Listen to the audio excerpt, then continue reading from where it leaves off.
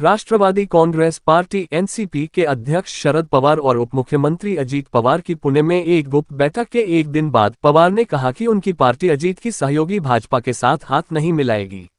NCP के राजनीतिक रुख में बीजेपी के साथ हाथ मिलाना शामिल नहीं है। हम में से कोई भी बीजेपी के साथ नहीं है। हमारे कुछ सहयोगियों ने एक अलग रुख अपना लिया है और इसलिए हमारे कुछ मित्र सामंजस्य स्थापित करने और यह जांचने की कोशिश कर रहे हैं कि क्या उस बदले हुए रुख को उल्टा किया जा सकता है।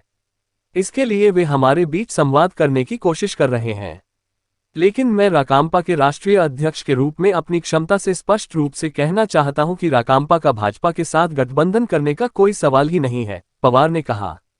वो peasants and workers party PWP से सांगोला का प्रतिनिधित्व करने वाले 11 बार के विधायक दिवंगत गणपतराव देशमुख के परिवार द्वारा आयोजित एक समारोह में भाग लेने के बाद सोलापुर जिले के सांगोला में बोल रहे थे।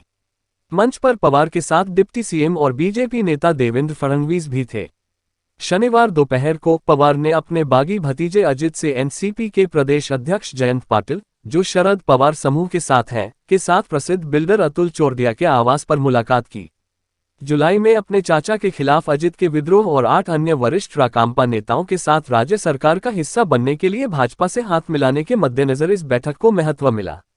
सूत्र दावा कर रहे हैं कि अजीत समूह पवार को अपने पक्ष में लाने की कोशिश कर रहा है, जिस पर एनसीपी अध्यक्ष ने नकारात्मक जवाब दिया है। गुप्त बैठक के बारे में पूछे जाने पर पवार ने रविवार को कहा कि बैठक गुप्त नहीं थी। अजीत मेरा भतीजा है। मैं पवार परिवार में सबसे बड़ा व्यक्ति हूँ।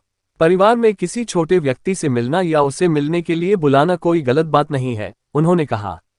जब उनसे चुनाव आयोग को उनके जवाब के बारे में पूछा गया कि एनसीपी में कोई विभाजन नहीं है, तो पवार ने कहा कि वह अभी भी चुनाव आयोग को बताई गई बातों पर कायम है। उन्होंने कहा, एनसीपी में कोई विभाजन नहीं है। राकांपा अध्यक्ष ने स्पष्ट किया कि सत्ता में बैठे दल प्रवर्तन निदेशालय और केंद्रीय जांच ब्यूरो जैसी एजेंसियों का दुरुपयोग कर रहे हैं। विपक्ष को नोटिस भेजकर धमकाया जा रहा है, लेकिन हम उन्हें दृढ़तापूर्वक और एकजुट होकर जवाब देंगे। उन्होंने कहा कि मतदाताओं को पार्टियों को तोड़ना पसंद नहीं है और वे इसे मतपत्रों के माध्यम से दिखाएंगे। इससे पहले उन्होंने कहा कि 31 अगस्त और 1 सितंबर को मुंबई में विपक्षी गठबंधन इंडिया की बैठक महत्वपूर्ण है और इसमें सत्ता में बैठे लोगों का मुकाबला करने की रणनीति पर चर्चा होगी। उन्होंने कहा, मुद्दा यह नहीं है कि अगला प्रधानमंत्री कौन होगा। हमारा ध्यान मौजूदा सत्तासीन पार्टी को हराने पर है। शरद पवार के समर्थक और राकांपा विधायक रोहित पवार ने रविवार को तुलजापुर से अपने मराठवाड़ा दौरे की शुरुआत की। इससे पहले शरद पवार का राज्य दौरा 17 अगस्त से मराठवाड़ा के बीच जिले से शुरू होने वाला है।